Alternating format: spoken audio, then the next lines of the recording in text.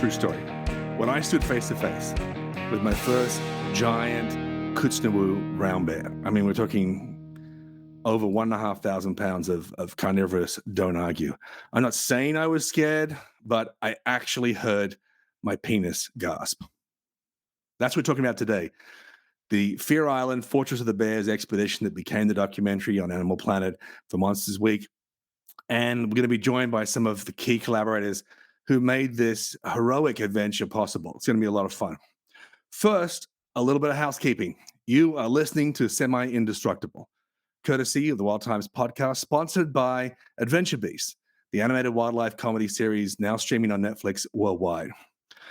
First thing, a little bit of housekeeping. I don't know why I didn't think of this, struggling through our first episode, which was amazing. If you haven't listened to Rotep's story of how his life turned around after an extraordinary night where he crashed his mother's car while doing a drug deal, you should go back and listen to episode 1. But what I didn't realize is that there'd be lots of comments and questions and assertions, and I would have to address them, or at least have the option to. So I will. From now on whatever platform you're watching or listening, I'm going to go through comments and questions and pick out a couple to respond to. So some were funny. There's this kind of aura I know that we've perpetuated in the Wild Times podcast as the professional, that I'm some sort of indestructible machine. I'm obviously not. I've had 21 surgeries and 8 treatments for rabies, and I'm sitting to you now. My spine is jacked up with painkillers after crushing 3 discs in a stupid fall in the garage. So I'm always enjoy it when someone humbles me. Someone asks, what is the most humiliating animal attack I've ever experienced? And that's easy. I had an almost fatal anaphylactic reaction to mites on a guinea pig. And it turns out, I went to an allergist, it turns out that I have a very strong allergy to certain types of rodent mites. Not all of them, but some of them. But I mean, we're talking eyes shut, throat closing, in the ER, getting pumped full of antihistamine and steroids. So that's got to be, I mean, this thing is basically a furry testicle with teeth, but it almost brought all 300 pounds of me down. So that was pretty humiliating. Another person asked, have I ever wet my pants because I was scared in the field? I have. When I was at junior, I think it was called junior camp or teen camp. I think I was like 11. I was afraid of heights. That's something I've dealt with all my life. So it's pretty tough for me to become a paratrooper. I had to work through that fear. And now I can approach it very clinically and do all sorts of crazy things. But back then it was a really big deal for me to abseil off a cliff. And I didn't know that I had wet my pants, but I got to the bottom and some girl very kindly pointed it out at the top of her voice. So that's a true story. And I think there have been many instances where, but for personal discipline and lack of hydration, a drop of salty golden nectar would have made its way out of my urethra. So, I get scared all the time. You can't be brave unless you are scared. That doesn't work that way. If you're not scared of anything, you're just insane. And that's not normally a productive attitude. As we say in the paratroopers, once you lose your fear of falling, you die. So being a little bit scared is part of the fun. I noticed there was a lot of reaction to a comment I made about sexual diversity in nature. And I said that logically speaking, because there are so few species, I meant to say species, there are so few species that are exclusively straight in nature, animal species, that to be exclusively straight, logically speaking, is the new queer. Obviously, it's tongue-in-cheek, but I'm making a valid point. So not about individuals. Obviously, individuals can be exclusively straight or exclusively gay. They can be exclusively whatever the hell they want. I was talking about species. The only species in nature that don't display a homosexual tendencies or gay or queer tendencies are species that don't have sex at all. So they reproduce via parthenogenesis, or, I mean, there's lots of male-female interactions that are anything but straight. For example, barnacles, which, as you probably know, have the longest penis relative to size. They do a thing called sperm casting. It's just basically masturbating into a hurricane and hoping for the best, but it works. The point is, nature is strange and we're part of it and we should love it. So I'm cool with all those questions and comments. I don't mind being corrected. I could give a shit. I know who I am and I know what I know, but I love it when smart people when my Bushmasters come in and tell me things and correct me, I'm fine with it. But don't come at me with any homophobic bullshit. This is not that space, okay? Because the central tenet of this show is celebrating biodiversity.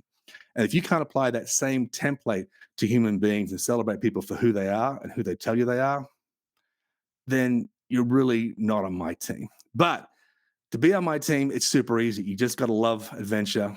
You got to not mind getting hurt. And you got to be prepared to learn from people who have gone before you. And that's what it's all about. If you want to piss me off, I have my own form of knowledge bigotry. Be the person who calls a vinegaroon a scorpion to my face. Conversely, if you don't know what it is and you say, is that a scorpion? I will love you forever. Ask the question, challenge what is known, challenge the experts, challenge me, bring it on. We'll have a lot of fun. I hope you enjoyed episode 1. I know I did. Episode 2 is a corker, as we say in the Antipodes. It was my real debut in television in terms of a wildlife documentary. I'd already been doing guest appearances on late night television with Chelsea Handler on Chelsea Lately as the wildlife expert in residence, and then with Craig Ferguson on the Late Late Show. And it was a hell of a lot of fun. And it's funny how I got the gig on Chelsea Lately. It's Hollywood, so it's all very strange and dysfunctional. But Chelsea Handler was dating this hunky Canadian wildlife expert. Don't need to mention any names. Apparently a lovely guy. She broke up, hated his guts, and didn't want to work with him anymore. At the same time, she got Stage 1, Conan O'Brien's late night show stage on the NBC Universal lot. So this magnificent stage. And Siobhan Shonda, her chief booker, wanted someone, and I quote, had more knowledge, more credibility in the wildlife and wildlife conservation space, but also someone that Chelsea Handler did not want to have sex with. Thank you very much. Anyway, I was grateful for that opportunity. And because of that, I started getting invitations to pitch other projects. And this was my dream project. Hey guys, if you're enjoying, guys, if you like the Wild Times, check us out on Patreon. We put out 4 extra podcasts per month. That's one commute a week that you're just going to be laughing and learning the whole time in the car. Hey, let me do something else. This is the late night content, the stuff that we can't show on YouTube because they'll kick us off YouTube. It's the Cinemax of podcasts. Uncensored, raw dog. It's the Cinemax of podcasts. Check it out. Link right here. And so today I want to bring in one of the people, well, the showrunner, the guy who really made it possible. You know him from the Wild Type podcast as the broducer. I know him as DeLuca, and he's our special guest today. Ladies and gentlemen, and everybody, they, them, welcome. This is DeLuca. This is DeLuca in my garage, sweating. It's so goddamn hot in here. There's no fucking AC. I can't believe, first of all, anything that causes you suffering pleases me. That's just a fact. Understood. I can't believe, what is it now? 3 years later, 4 years later, we haven't done a recap like this of our documentary. I think it might be like 4 or 5. Yeah. Jesus. I think 4 years. I'll tell you, because I remember I was sitting with Forrest and the crew. We watched the premiere. We had finished filming for the day. We were staying at a hotel in Louisiana, looking for the ivory-billed woodpecker when your bear documentary premiered on TV, and we sat there and drank beers and watched it for 2 hours. Nice. Fear Island. Fortress of the Bears. Well, Yeah, baby. And I apologize for my weird, I am sick as roadkill. So if I'm just hacking and flemming, just assume that I'm having a good time. But yeah, we haven't recapped. It's got to be more than 4 years. I have a 4-year-old daughter I didn't have when we did the show. So I think it's got to be 5 years. And so let me bring the audience up to speed. I, as most people know, I'm from the untamed island of Tasmania. I transplanted to America by accident. I was consulting for Disney on theme parks and roller coasters and stuff that you do when you're a former paratrooper, cosmonaut, whatever, and fell in love. Found the woman who's now my beautiful wife and the mother of our 2 children. Okay. But I hated Los Angeles. Hated it. for a Tasmanian mountain man to be with 20-something million people all breathing my air, this giant overcrowded smog bubble of snotty vegans, I couldn't do it. And when she would fly out to, she was building hotels and resorts. When she would fly out to Paris, Hong Kong, wherever to do these things, I was so miserable. And so I said, how do I find something here that I can't do anywhere else in the world? And I'd always wanted to study giant bears close up. So I picked a place that very few people knew about, that had a culture I knew nothing about, and bought a plane ticket. And it was amazing and terrifying. And for the first year, when I was going back and forth there during the bear season, which is basically late spring to early autumn, no one would speak to me. This filthy outsider. I mean, I don't have a particularly trustworthy. You don't want to punch me in the face the same way you do with Retep, partly Right. because I'm 2.5 Reteps, but also I'm not super punchable, but I'm very easy to despise. I have a despicable vibe. Yes, I will agree. And I will say also, like, uh, most people, when you think like, oh, I want to go see a bunch of giant bears, they're going to go, there's just one thing comes to mind: Kodiak. I'm going to go to Kodiak Right. Island off the coast of Alaska. How did you come to pick Admiralty, instead of Kodiak, which everyone knows for bears? Well, first of all, you pronounce Admiralty the way I would expect an artificial intelligence robot to I pronounce only it. spent a month there, so yeah. So we're going to use indigenous names if we can. It goes by many names. Admiralty was certainly first supplied by the Russians. People forget that. It was the Russians that got there first. It was the Promishniki, the Siberian fur trappers, that came over on their orders to gather the pelts primarily of sea otters. Anyway, Admiralty, Baranov, Chichagov, the ABCs, the Alexander Archipelago. The reason I chose that is you basically have what we call the 4Ks, right? The giant bears. You've got Kodiak, Katmai, and Kootznoowoo, and what's the other one? And Kamchatka on the other. So that's the big C. So from Mhm. Russia around to the panhandle of Alaska, that's where all the biggest bears are. And then above that, you have polar bears. And they're all related. And they all came over the land bridge during the last ice age about 20,000 years ago. Well, slightly before that. And then they became huge about 20,000 years ago. I chose Kootznoowoo because there was a ton of stuff on Kodiak. It's been done to death. And it was Yeah. always the same shots. And the same with Kenai and Katmai. They're very close together. It's Brook Falls this, it's Brooks Falls that. And I just really wanted to go somewhere that I hadn't been before. And I have to tell you, there's something just super cool about taking a seaplane. Yeah. Whenever you get on a seaplane, it's a good time, right? I disagree, dude. It's funny because there was never a moment, even in close proximity to very, very large bears, that was as scary as a couple of the seaplane rides. They were horrific, horrific.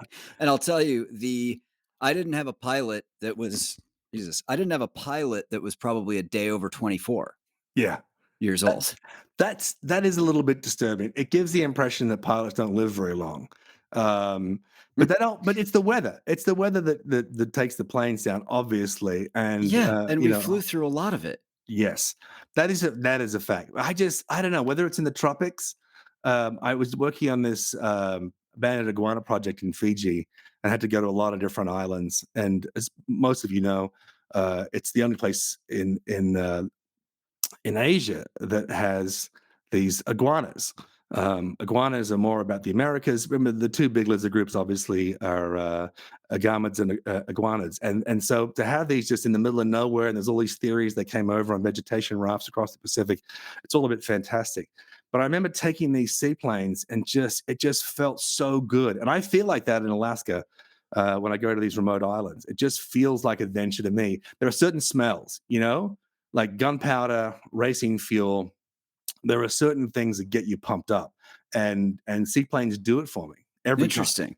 Yeah, yeah. I mean, for people who can't picture, so I would say first of all, how to pronounce it? Admiralty, Kootznoowoo. Just If Kootznoowoo. if you're looking it up, what you do is you fly into Juneau, and Mhm. then you basically go into the basement of the Juneau airport, and you buy a ticket for a seaplane, and it's like a 50-minute flight. Yeah, depending on the headwind, it's not that far, but Can't there's no recommend it airport. highly enough. I Oh, mean, boating around this place yeah, no roads. with thousands, and no roads in the whole island, thousands and thousands and thousands of just inlets and little offshoot islands. And I mean, you don't see another boat the entire time, and Mm. it is unbelievably breathtaking. It's It really stunning. is. It's as good as anywhere. I mean, oh my God, it's like going to Greenland. It looks completely different, Yes. but it's just like, oh my God, this is Ends of it's the like a earth type full, feeling. yeah, you can get there for like $700. It's not, yeah, it's not super expensive. It's not super difficult. The difficult part is when you get there, there's not a lot of places to stay. So you Right. want to make those plans in advance. I have always stayed, it's ending soon because they're retiring, but I have stayed with this Salvation Army couple that run a little hostel there with about, 5 rooms? What I was just going to Mm. ask if that's still there, because it's such a Mm. lovely way to stay there. Eagles Wing Inn, free plug. And it is a great place. They've renovated it a lot. They've added new furniture. The new lounge arrived just when we arrived for the shoot, and it was just very plush. And before that, it was wooden boards with blankets on it. So it was just like 1 minute we're Lutherans, and the next minute we're just living large. And my And buttocks. eating extremely well. He gets right. It's the only place where you can be walking all day in the cold and the rain and the sleet and the snow and somehow put on weight. Yeah. So I give you the backstory of how I chose it. I wanted big bears. I'd read some tantalizing tidbits from a scientific paper about the connection between bears in this archipelago and the possible hybridization with polar bears from during the last ice age, because that area was what we call a giant refugia. It was this habitable temperate zone, mostly grasslands, that was sort of within these giant walls of ice. And so you had many gigantic species, most of which are all gone, apart from polar bears and muskox, that were in there with these bears. And so there was certain interbreeding. And the theory that we were intrigued by is it possible that these coastal brown bears, and just for those who don't know a lot about bears, you hear a lot of talk on American television about grizzlies. Grizzly bear this, grizzly bear that. Everyone refers to any brownish bear as a grizzly. Even a black bear in cinnamon phase, people will call it grizzly. It's kind of stupid. A grizzly is, by definition, for those of us in the biz, a grizzly is an interior brown bear. And it's plenty of bear. It's several hundred pounds worth of bear. A Alaskan coastal brown bear is 2 to 3.5 times the size of an interior brown bear and a grizzly. So when you want to impress me, you don't say grizzly, you say Alaskan coastal brown bear. And that's what we're talking about here, these giants. And as I said, you get these giant bears in Kamchatka. You also get a very big bear in southern Russia and northern Japan, Ursosactos laciatus, otherwise known as black grizzly. And then you get these spots on the western coast, southwestern coast of Alaska, from Kodiak, Katmai, Kenai, Kootznoowoo, where they're freaking huge. And that's what we're talking about. So I was excited by that, but it was the culture. It was the Tlingit stories that got me pumped up. The fact that the Tlingit had believed that the bears were magical and half human and could change back and forth. And that there were all these stories of the man who married the bear and the woman who married the bear. And then there's the half bear, half man child that was born. And one of the great stories is the creation of mosquitoes. A creation story of how mosquitoes came to exist in Alaska. If you haven't been to Alaska in summer, you want to appreciate, and I come from Australia, we have plenty of insects. The joke is that the mosquito is Alaska's state bird, because these things are freaking massive, huge mosquitoes. And if you're sitting in a sort of a copse of woods near a water source trying to whistle up a bear, so we put a leaf in our hand and we blow it, it sounds like a young bear in distress, and a big hungry male come looking for it, you will get absolutely drilled by these mosquitoes. But the short version of the legend is there were these three brothers. They were hungry, and the big one decided to go hunting, and he didn't come back. And then the next brother goes out, and he doesn't come back. And finally, the third brother goes out, and he finds that a giant has killed his two brothers and eaten them, and he's fallen asleep by his fire. So the brother takes the weapon, which is a club, of this giant and kills the giant. And he's so angry at him for eating his brothers, he just destroys his corpse. But that's not enough. He's so angry that he throws the corpse into the fire. And then he builds up the fire and he burns it to nothing till it becomes ash. And then he's so angry with him, he can't even stand the idea of the ash being this contiguous lump. And so he blows the ashes, the hot ashes, into the air, and they sting and cut. And those ashes become the blood-sucking mosquitoes of Kootznoowoo, right? Mm-hmm. Now, we won't have to pick through the different levels of the mythology and the teaching points of it. Suffice to say, the outsider might look at this and go, oh, it's a Bigfoot story. But it's distinctly not a Bigfoot story. It just says a giant. Mm-hmm. And when I got into this, a man-eating giant, and I married it with the stories of the mythical silver-tip bears that live in the mountain, these huge bears, I just said, I've got to go and see this. So Yeah. I did. And then I started taking photos, and I took some photos that were crazy. And I said, I think this is visual proof. We need DNA, but this is visual proof that some of these bears are very possibly hybrid species, and not just brown bears and polar bears, but possibly from the giant American short-faced bear that went extinct just after the Yeah. ice age. Because what Right. happened is the ice melted, and these beautiful meadows got carved into mountains. The plains evaporated, the grasslands evaporated. Now we have these giant, subarctic arboreal forests, and that means no giant herbivores to eat. Therefore, no giant carnivores, and only the big omnivores could survive. And that's why we have omnivores like these giant brown bears. Yeah, So, because there's nothing for them to eat. There's no deer. well, There's there's nothing deer. left, right?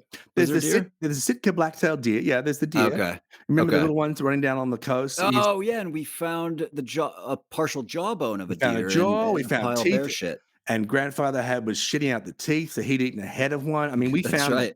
the deer are part of it. People may not realize this. So Usain Bolt can run at about, he's the fastest man that's ever lived, fastest human. He can run at about 27 miles an hour, 28 miles per hour, which is freakishly fast. And these bears can do, 35. So they can run down anything. And So particularly in ridiculous. this soft, mushy surface, because what you have is all this deadfall, and then the moss grows over it, and then more deadfall branches, then more moss. And it's like just walking in like a ball pit at Chuck E. Cheese, except that something huge is trying to kill you. And so the deer are coming through that, and they get stuck, and these bears just run them down. So yeah, they do eat the deer, they eat the seals, they eat tons of fish, but there are definitely large parts of the year where they have nothing to eat but plants and vegetation, and of course the little bivalves or little bivalves in the Yeah. coast. Yeah. But relatively speaking, it's an embarrassment of riches compared to an interior grizzly, which is why one of the reasons they get so big. So long story short, that was how we got together. And I was not meant to be a host of the show. I wanted to, but I was too Too old, British. Too too not Tasmanian. American. Yeah, too Yeah. American. Not pretty enough. And so I was going to be the off-camera expert on the bears and the Tlingit. And then we had not one, but two hosts that had to pull out for various scheduling reasons and visa reasons. I was on my way in the advance party, which is just me, and my Tlingit brother, Alvin Johnson, to set out the camera traps a couple of weeks before the crew arrived. I changed planes in Seattle, and the producer, Will, is waiting for me and tells me that the host can't come, and I'm now it. So I didn't get the Yeah. gig until I was on my last flight to Alaska. And the funny part about this, and this leads into a new arrive, Pat, is that, and I've been there, been going there 4 or 5 years by then. We had the most unbelievably perfect weather. It was like a Hallmark greeting card. It was just glassy seas and sunshine. You didn't have to wear layers of warm clothing or rain protection. And Will had a bad knee, and so he didn't want to get out of the boat. So we took him to some of the camera locations, and Alvin and I pointed out what was going to happen and where the big bears were and all the rest of it. And he came back and he told me, you were coming for another job, and you can come to a recce for 2 days, and then you got to go to someone's wedding, and then you get back, and you've got 2 movies in production, so it's going to be hard to get you, but we're going to get him here. And I saw him on the phone calling you, telling you how it's paradise and it's going to be super easy. And then you arrive, and what did you find? There was not a single day where we were dry for 1 single second. It rained for literally 20 plus consecutive days without stopping. It was fucking, but it added to just the sort of mysterious feel of the entire place. because you kind of just get used to it, where you just go, I'm just going to be wet for You'd be 14 wet and hours, and cold. that's how it is. Do you remember that Um, first day when and Al and I took you down to, I won't give the actual locations, but we took you to a place, Yeah, I know what you're talking about. and it's not a short boat trip. And the seas were just massive, and Will had Yeah. just sold you a bill of goods, and we all wanted to puke. Yeah, that was actually probably the scariest. That's probably the most dangerous thing we did, was And probably that going little tin through boat. that sort of weird, like, little washing machine area that had been created, where it was just the water was just sort of cycloning, It's and a we had to get whirlpool. through it. It's a And the literal whirlpool. And everyone's so blasé about it up there, but if you hit the middle, you just go under. You get sucked down into the void like the Kraken.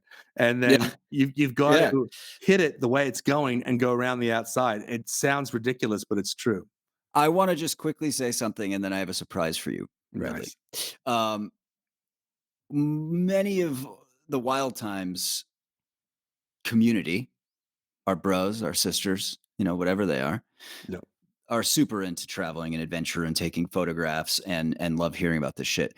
I just would say, what is it called? The Eagle Nest Inn? Eagles Wing Inn. Okay, if they're still open and running, and you've never been to Alaska, I cannot recommend highly enough. Get a ticket to Juneau. They'll get you to Admiralty or Admiralty. Kootznoowoo, man. Kootznoowoo. But someone fucking Googles Kootznoowoo, they're not going to figure out how to Well, book you know a what? flight It's to true. it. Angoon, Angoon, Angoon is your destination, Yes. and Stay at the Eagles Wing. Alaska Seaplanes will get you there. It's not super expensive. It is. You could probably do that whole trip.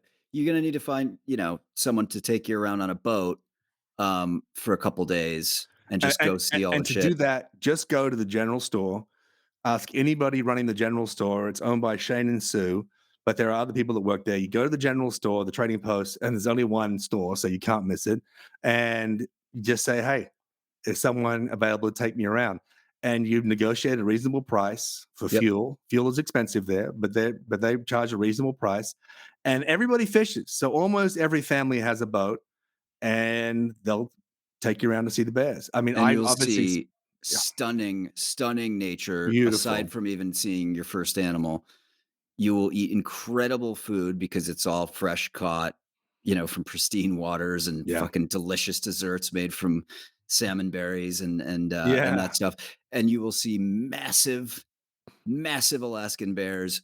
I mean, I've never seen as many whales in my life as you see just boating around there. It's just they're everywhere. Like, they become like cockroaches. You're like, Jesus, these fucking humpbacks are in our way. Well, particularly in a small boat, and where the water gets shallow in some of the bays, they come in on their side and bubble net up to catch the herring and other things, and the various crustaceans that are swimming around, little shrimp and stuff.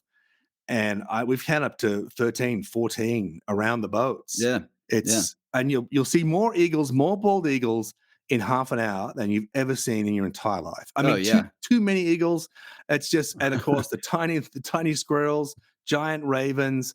As I said, if you're lucky, you'll see the Sitka black-tailed deer, which is it's the opposite of the bears. The bears have got bigger and bigger, so it's island gigantism, and these have become tinier and tinier. So you have island dwarfism, and you have these tiny little squirrels which are full of attitude. Like, if you sleep beneath a squirrel tree, and you can tell because the little pieces of pine cone there, they will come down and cuss you out, like, to your face, until you wake leave. you up, wake your ass up. And these Sitka black-tailed deer are also surprisingly small, but the bears are so big that you never get moose there.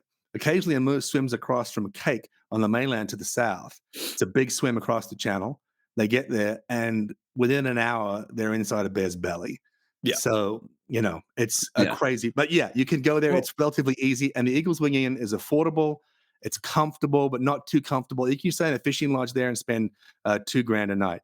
You'll spend less than half that staying at Eagles Wing for a week. Hey, Brosners, thank you for being loyal subscribers. We appreciate everything that you do. And now we have a membership offer for you. I think you can get ad-free episodes, I heard. That's pretty big. Ad-free's big, but you can also get your comments looked at so we don't have to sift through the millions. How do you do that? Sure. Is there some sort of badge system? There's a badge system, a loyalty badge. Boom. Shows up next to your name in the comments. Boom. We'd read the comment. All this badge talks make I'm going to the badge store. He's going to You're get a a badge. badger. He's gonna buy one. Didn't earn it. He's gonna buy one. He did a fake leave. Well, I assumed Kyle would know to cut Embarrassing. on the motion. All right, let's cut now. That's our ad. Yeah, it's an amazing experience. Everyone should try and do it if you have the time and a little bit of extra cash for travel. But I want to surprise you, Bradley. Okay, because I like it's your surprises. because it's your birthday. You know what I mean? It's not, but let's pretend that Okay. it is. Like I need to be older. So I've invited a guest to pop on Brilliant. for five or 10 minutes here, and I'll give you a little backstory. So Justin Oh, is a good friend of mine. Pop Pop him on, Kyle. Pop him on. Pop Justin Christensen on. There he is. Hey. The Scandanavian hunk. It's either so hot in his room that we're seeing heat lines, or his camera has a layer of Vaseline over the top. His camera Is is it better? swimming. It's hitting. It's horrendous. It looks better to me because you look kind of like it's like a Sally Fields close up. You know, it's That's fine. So Justin's a good friend of mine, and I have told the story on the Wild Times podcast at least once of Justin's best moment on this expedition in Kootznoowoo. which one's this one? There's a lot of pretty good moments. Kyle, can you pull up a picture? Oh yes, Chayik Bay, the quicksands of Chayik Bay. So Justin, I wanted to have someone on because I think we all know that joke of like things I thought were going to be a bigger deal when I was a kid, and one of them was quicksand. Yeah. Justin is the only experience I've ever had seeing someone to where I actually got scared, stuck in quicksand, and the only person I know who's been legitimately clavicle deep in quicksand. That was glorious. Can I just give you the lead up to that day? Yeah. So we had obviously some weather issues, and then there's this one particular area called Chayik Bay, and it's a very shallow inlet into a floodplain. And it's one of the most, I mean, Kootznoowoo has more bears per square mile than anywhere in the world. So we're talking about just over 2,000 square miles of island, and there's about 2,500 bears. So you see a bear every time you turn around, basically. And Chayik Bay is a major concentration point before hibernation. They're eating all of the deer and the berries and everything. And we were saving this for good weather to get the boats down because it was crazy weather. And we got down there and for low tide. So we're filming, and you remember this? Alvin was pissed at me. And if you watch this documentary, you'll see a point where I, for some reason, just carrying 2 packs because he's just like, fuck this. And so I'm carrying all this. So we're doing this, and he doesn't want to carry a pack. And he and Johnny Inches, and they're both, you know, we're talking, you know, slim to hip little nymph-like men. We're talking Legolas, the fucking elf from Lord of the Rings. And so they just bounce across it like it's nothing. And Justin and I are similar size, big units, 6.5 feet tall, 300 pounds, give or take. And so I go and just boom, start going down. Now I'm not a newbie, so I just take off the pack, align the pack, I wriggle my way out. But it was shitty. I hear a noise behind me that in all my experience, has never been uttered by any land animal. And I turn around and I see what you just saw in that photo. Ladies and gentlemen, that's not water. That is quicksand and water and mud. Take it away. This is where it starts. Yeah. So tell us, Justin, what happened here? Well, I was focused on, we're heading through this marsh area, and we're walking through like chest high. We're getting ready to walk through chest high grass. Which was terrifying. It's terrifying. It's the scariest, in my opinion, one of the most dangerous situations I've ever been in my life. Right. Can I just jump in and say one thing? Pat gave me an earpiece for the first time so I could hear what they're doing. And I actually regret putting it in my ear because I could hear him saying, it's like, okay, they're going to probably stir up a bear out of this grass. Everyone just back off a little bit. And I'm just like, oh man. But it Putting is the pressure on. These things lie down. The grass is 4 feet. And as you know, a bear from hump to feet double as the height of the bear. But when they're lying down, you might have a 4 foot to the hump bear, which means, there's an 8 foot, 10 foot bear in the grass and you don't even see it. But yeah, it's very spooky. Please continue. Yeah, and when we boated in there, we saw like a 500-pound bear just running around along the edge of the shoreline. That's right. 3-year-old bear. Yeah, and then we looked in, and there was a sow with 2 cubs running along the riverbed, maybe 200 yards in. So I was like, what the Jesus. So I wasn't paying attention. So your head's on a swivel. You're looking for bear. Yeah, I'm looking for bears. And prints everywhere in the mud. Huge prints. Huge prints. And then I saw the path that BTG took. Yeah. So I just followed in his path. Like, that should be the path that you follow. So you didn't see me wriggle out like I was a parasite coming out of some giant creature's ass? No, you I were didn't like see you. 200 yards ahead of us. We were giving you a bunch of space, I think mostly because you and Elvin were fighting. And for the record, Alvin and I are literally brothers, and we love each other. But yeah, it was just one of those days. People were tired and pissed off. But I thought you saw me go down, get my kid off, crawl out of it. You didn't see any of that. We didn't see any of that. Okay, that makes it less hilarious. But I'm going to pretend that you did, because I just thought, why are you following me into this hellspawn hole? Yeah. So then you went down and created a nice. Yeah, I softened it up. You softened it up for me so that when I went in there, I just went bloop. and so you're in, and at first I'm like, as the head producer on site, number one, I will be named in the wrongful death lawsuit along with the production company and the network. But two, it's sort of my job to make sure we don't have to medevac anyone out. And so I'm looking at it and I'm like, okay, this seems fine. Cause you're like probably knee deep at first. And then, so what happens? And then when do you realize in your mind that this is not actually as hilarious as we thought it was at first? Well, like if you've ever had your boots or foot stuck in the mud and then you just kind of try to pull it out and you can feel it sucking off your foot. So you kind of go back down. So I just kept going. I kept trying to pull it back out and realizing I was just going to lose my boots. And then every time I would try to pull up, I would just keep sinking down further and further. And I just finally gave up and was like, I'm fucked. He did. And he said, and then he was so red in the face because you exerted a lot of energy because I'd say in a matter of a minute, you went from knee deep to waist deep. And then now you can't even move your lower body and you're red in the face, exhausted. And I think a little embarrassed. And you literally turned to us and you said, just go, just leave me here.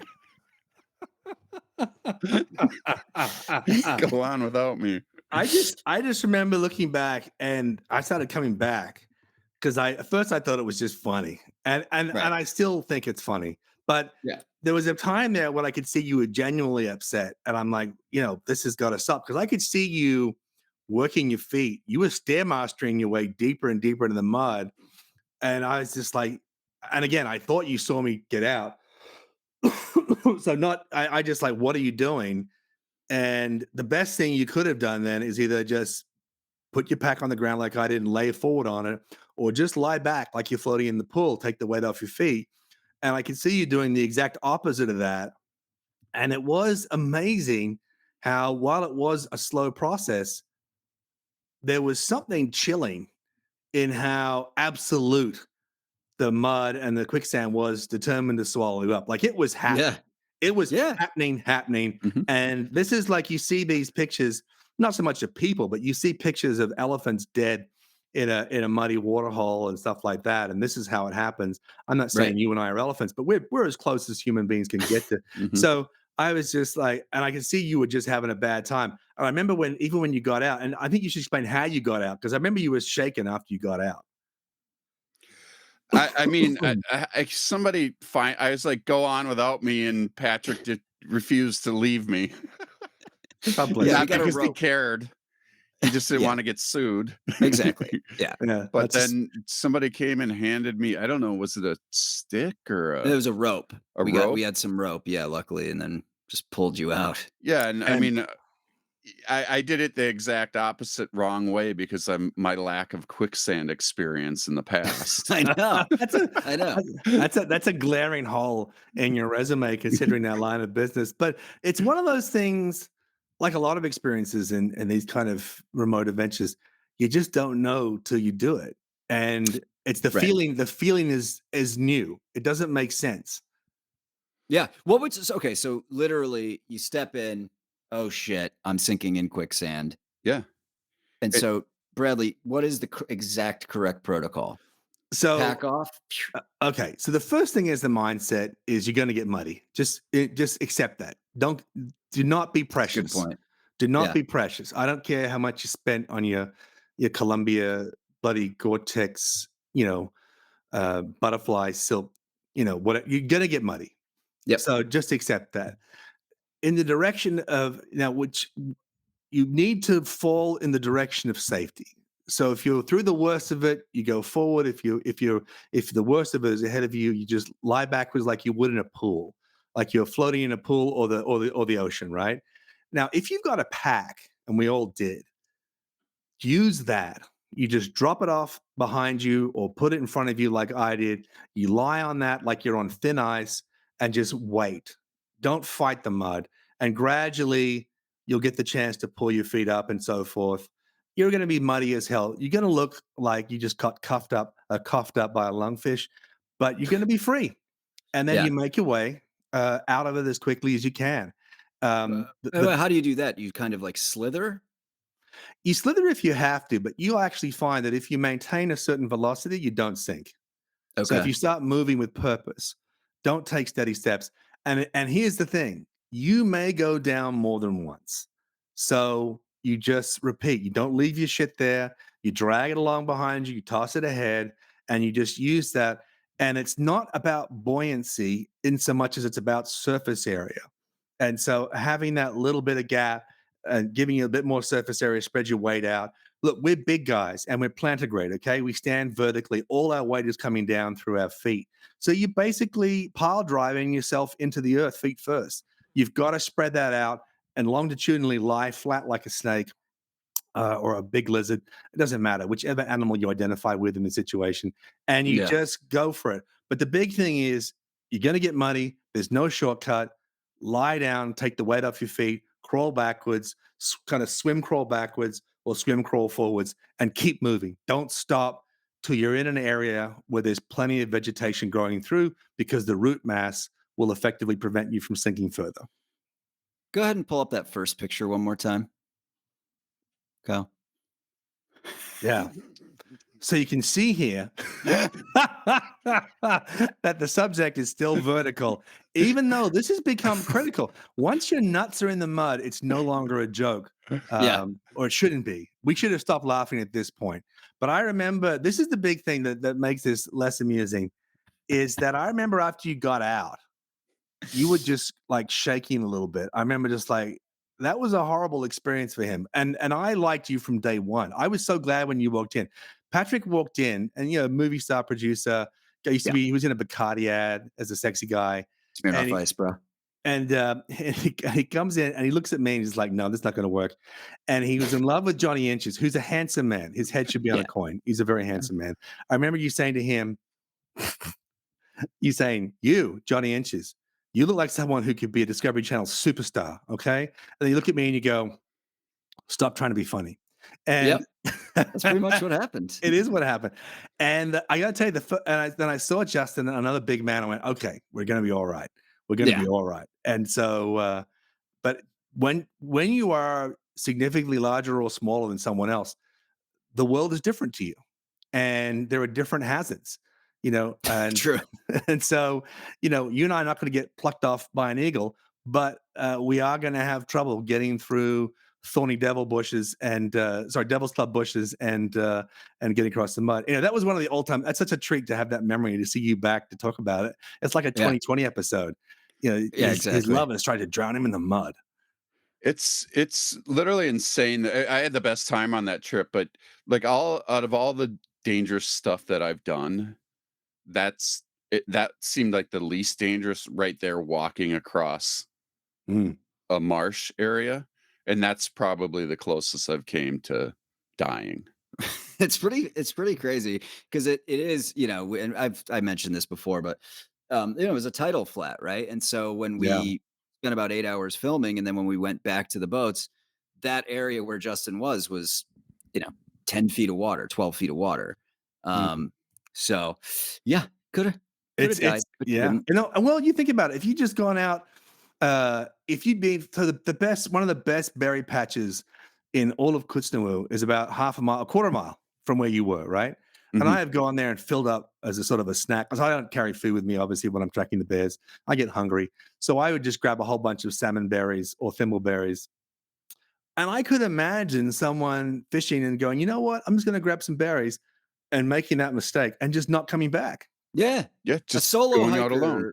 would have Yeah. been fucked. Would have So been dead. here's the epic twist. You remember that day, and it was just, I know it got ugly early, but later on the sun came out for the first time in weeks, and bears everywhere. We could hear them in the forest. We could see them with prints.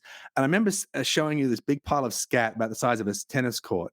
And contrary to most academic literature, there is some social middens of bear shit, and it's very interesting. I'd love to go back there and test all of it and see how many bears are crapping there every season.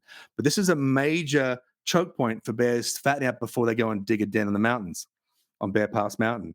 And I remember telling you, I said, look, our permit, well, you already knew this, DeLuca, our permit ends tomorrow for filming here because sadly they've sold a hunting permit and the guy's allowed to take one older bear. But you know he's going to try to get a big trophy bear. And so we have to be out. But the filming was so good, and we were getting so many crazy shots, so many bear interactions, so many amazing, terrifying, glorious moments. And I said, we've got to be in the boat, which is by then just over a mile away. We've got to be back in the boats before dark. And there was some pushback. People say, no, we got to keep filming. It's amazing. I said, you don't understand. When it gets dark, I remember the mother and the cubs were running away. I said, they're not running away because of us. The really big bears are coming. The big males will come down and take this place over. And we don't have the equipment or the resources, particularly as the water comes in, to get out of here in time in one piece. And there was a bit of to and fro. And finally, everyone agreed, and we got out.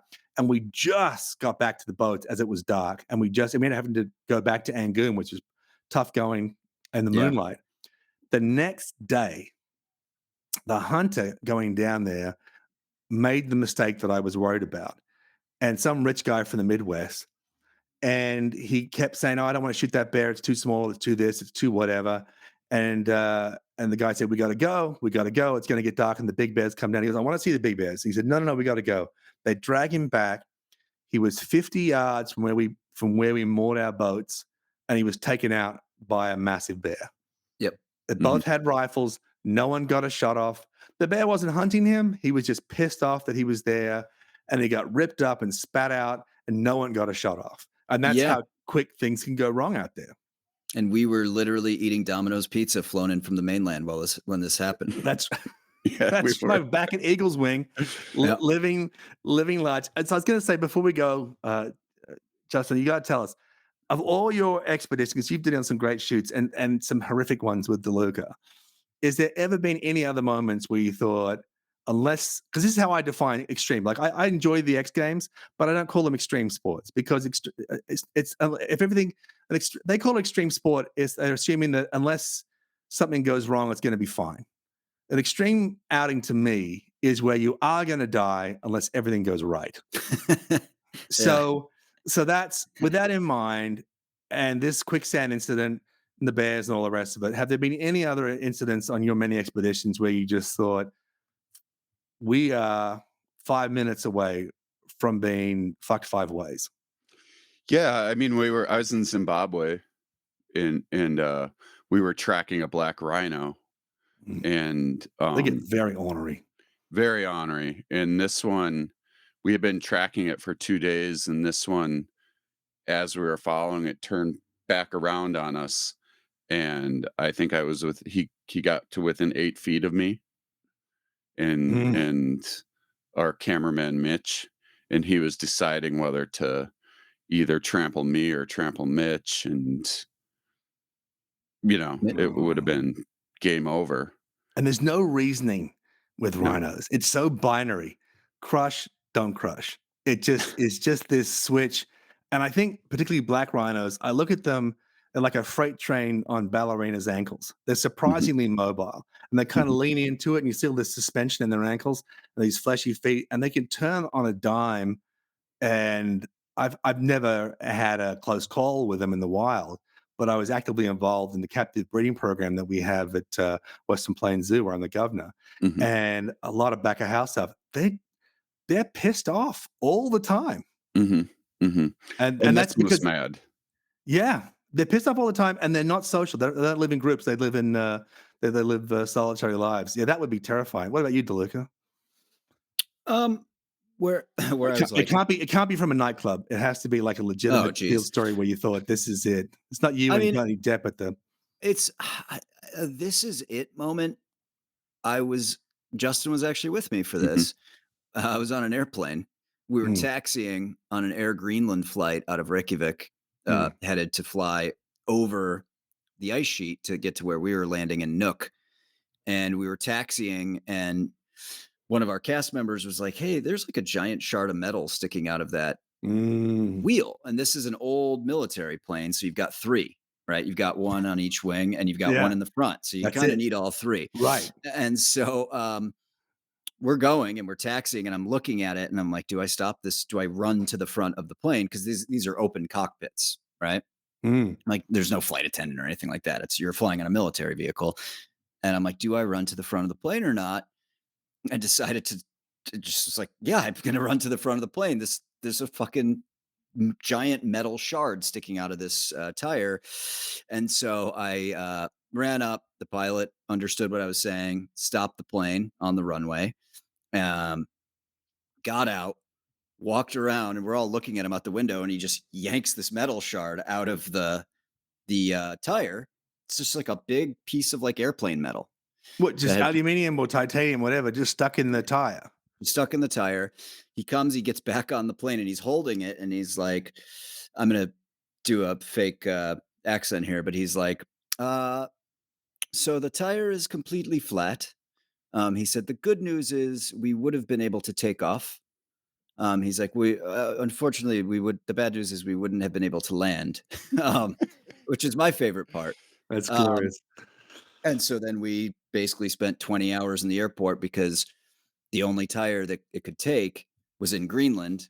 So they had to fly it over to Iceland to replace the tire. And then we took How off. long did that take? We were sitting in that fucking airport for probably realistically like 14 or 16 hours. Jesus. It's a 5-hour flight. Yeah. What to do in the hangar? Fun times. Drink beer. Yeah. Beer. I mean, I've had countless moments where I thought things were going to go wrong with animals, whether it was tigers in Ranthambore or other things. I thought, oh, it's really great right now, but this could get pear-shaped real quick. Yeah. But yeah, one of the strange moments I had was also in a plane. While I was an officer in the paratroopers, we had a very rare parachute battalion battle group drop. So everybody's going, including the support units in engineering, transport, artillery, and mountain assault teams. Everybody's in it. And I was super pumped. And then I got assigned to do a specialist heavy weapons course at the infantry school that was starting the next day. And so I wasn't allowed to join the exercise.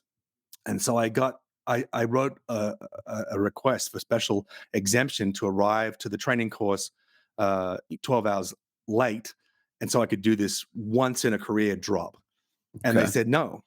And so I just went, fuck it, I'm going to do it. So I made an arrangement with one of my soldiers who had a broken leg, because in the special units, everyone's got broken legs everywhere. And I got him to drive my Jeep down to a base not far from where the drop was. And I just, you turn up in uniform like you belong there, and who's going to argue with you? You're a platoon commander, go do it.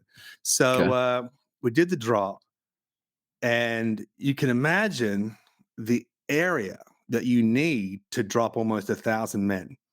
It's a significant, it's a couple of miles. And of course it's a live drop. It's meant to be like combat conditions. So it's not onto a smooth runway or a football field. It's over a series of farmland. There's some trees, then there's rivers and all the rest of it. Anyway, this is stuff become the legend. You can look it up online if you want. It's DZ Brundee, BRUNDEE. So I snuck in, I get put into my stick. and I always jump first. Officers usually jump first in front of their sticks. And so first platoon Alpha Company. So we're first out. And I get out of the plane and everything just feels wrong. And not only is my parachute not opening, it's still this long, skinny snake of a thing, and it's whipping back and forth. And and when you're falling, as you guys know, you both parachuted, you go, it's 1,000, 2,000, 3,000, 4,000, can it be okay? And I get to 4,000, and it's just this sausage of silk. Oh boy. So boy. And remember, this is a tactical jump from just 1,000 feet. So I've got 1.5 seconds to decide, do I pull the reserve or do I eat it? And I got my hand on the reserve and finally it kind of farts to life and there it is. But it keeps collapsing and the chute just keeps collapsing each side and spills air, so you're falling faster. And I start to pendulum. Oh boy. And so I remember I'm big guy, I'm carrying my body weight in combat gear below my legs. So it's just massive swinging thing. And I'm coming down and I am just screaming across the sky. And what's happened is they've given the all clear to do the jump with the safety officers who are on the ground. But in fact, at 1,000 feet, just before we reached the target, we hit a 50-knot shear wind. So 50 miles, or almost 60 miles an hour, hitting us from the side, which is well over the safety limits, and then driving us into the ground. That's what a shear wind does. It just it starts at altitude and then just spears into the earth. And so just screaming down, and I'm just thinking, okay, I'm going to break my legs. I'm going to break my legs. And they're swinging, and I got really lucky. And that as I landed, I was at the top of the pendulum. So it knocked the wind out of me. And I just kind of damaged the cartilage in my ribs. I mean, I got hit really hard, but I didn't break anything. And then the wind hits my parachute and just drags me like a rag doll behind a race car, And I'm just frantically trying to take the covers off my cape wells and pop the chute. Beat up to shit. I look like I've been through a blender. Anyway, I get up and obviously I feel bad. I'm feeling pretty sick and kind of, when you hit really hard and you get that, and even before you hit, there's that sickening moment of just your whole guts convulsing, knowing it's all about to go down. Yeah. I have that feeling. Plus I'm genuinely winded. My ribs are killing me.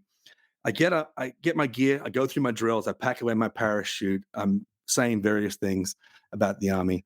And I look around and I see these Dayglow panels. So we inside our bush hats and our helmets, if depending what the operation is, we have a little Dayglow marker that you use to call for help without making a fuss. For the helicopters, you put it in the sky. But when someone's injured on a drop zone, you show it to the next guy, and then he shows it, and we know. And they're everywhere. It's like Christmas lights of Dayglow panels. And I got pissed, and I said to these guys, I said, "Hey, you know the protocol. Only the man with the injury shows the Dayglow panel. No one else does. You just indicate where he is." And they going, "Boss, we're all fucked. We're all fucked." Really? Oh my and God. Almost half the battalion was smashed. But we were only the first third. But almost half of us were smashed. Anybody die? No one died, but one guy almost died. A good mate of mine, Peter Dolly Parton, Dolly we called him, little tough guy. And he, as I recall, he got slammed into a giant dead tree and the broken branch went through his pelvis. Oof. So he was kind of crucified on the tree. And then our company commander had landed with his feet and knees not together. If you watched episode 1 of Semi-Indestructible, you remember the importance of landing at high speed, of keeping your feet and knees together. And both his legs were spiral fractures and his feet were facing the wrong way.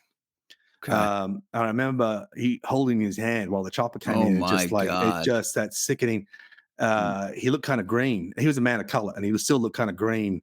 The pain must have been unbelievable. But the biggest fear at that point, we didn't realize that only our sortie had jumped. The others had been waved off. After they saw us cream in, they waved the other guys off. So we didn't know they hadn't landed, the rest of the combat forces. So we were terrified. We thought we had a bunch of guys unconscious in creeks and stuff, face down, drowning. And it's remember, we jump at dawn and dusk. We don't do this is not through shopping hours. So we're just trying to frantically find these bodies, and we didn't know. And then we found out at about, 6-8 hours later that the other guys hadn't dropped. But that was one of those moments where I just thought, this is my number. Yeah. But it wasn't. And so I got to live to see Christensen make that Exactly. unearthly noise in the mud. And so it's all worth it. It is Yeah. all worth it. Little did I'm you know alive. in that moment. Well, Justin, thank you, man. Thank Appreciate you. you coming on. Thank you Legend. See, guys. It's Anytime. been too long. Been too long, mate. It's Yeah, been too long. Please. Absolutely. Well, I think that'll do us for episode 2 of Semi-Indestructible. Justin, mate, thank you so much for coming. DeLuca, it's your fault I'm involved in all of this. Thank you so much, Yeah. mate. Yeah, of course. Hopefully, hopefully people like it. It's another hour of content about stuff that people like, and it's not too sciencey, and it's got a little bit of humor in it. So I think it's going to be. I think people are going to really enjoy it. And think about it, man. When people are driving to and from work, like driving to work is the worst, right? Like you're sitting in traffic. Is it the actual worst after the stories we just heard? No, but it sucks. You're going in. Maybe It's you hate your tedious. boss. It's tedious. Give one person an hour, a drive through work. It's a good thing. Yeah, you know what? I didn't realize I was doing a good deed, and obviously I want people to like it. But if you don't like it and you want to hate listen, that's fine too. Exactly. Work all for Howard comers. Stern. Well, everyone, that is episode 2 of Semi-Indestructible. As I said, presented proudly in association with the Wild Times podcast, sponsored by Adventure Beast, the animated wildlife comedy series now streaming on Netflix worldwide. Next week, we have a great show. We're going to talk about the time I almost went to space with the Russian space program. Ooh. Remember, life is short, death is forever. Get amongst it. I was winking at you. That's a good wink. Unauthorized wink, but I liked it. Oh, you can cut it out if you want. I have no control over that. Kyle is the arbiter of winks.